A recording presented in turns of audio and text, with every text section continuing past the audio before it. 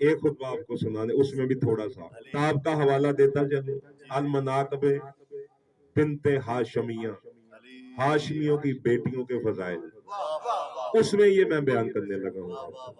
مکے میں جب حسین علیہ السلام تشریف لائے بیت اللہ کے نزدیک، تو خانے کعبے کی سیڑھیوں میں کھڑے ہو گئے بادشاہ، بی بی سکینہ کو بھی ساتھ نقاب اوڑا ہوا ساتھ کھڑی ہو گئی۔ بادشاہ فرماتے یا ایھا الناس، اے انسانوں مسلمانوں، ہم تمہاری اصلاح کے لیے آئے ہیں کہ تمہیں اللہ سے ملانے آئے ہیں۔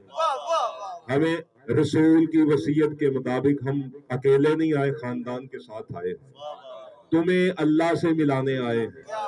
سنو یہ حقیقت یاسین ہے جو میرے ساتھ کھڑی ہوئی ہے۔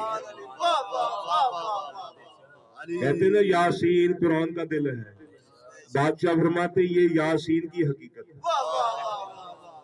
حقیقت یاسین ہے، اس کا احترام کرو۔ یا سکینہ ان سے گفتگو کرو جس کے لیے آئی ہو۔ تو بی بی سکینہ نے ہاتھ حسین بادشاہ سے چھڑایا، انہوں نے کہا بابا آپ اپنا ہاتھ پیچھے کریں، میں اکیلی بات کروں گا، یہ نہ سمجھے کوئی سہارا لیا ہوا۔ آج میں ان کو بتاؤں میں کیا ہوں۔ 6 سال کی ظاہری طور پر بی بی بول رہی ہے، حقیقت یاسین فرماتی ہے یا ایھا الناس، اے انسانوں، یہ بتاؤ یہ جو دروازہ ہے لکڑی کا بنا ہوا، یہ اللہ کا دروازہ ہے یا یہ حسین اللہ کا دروازہ؟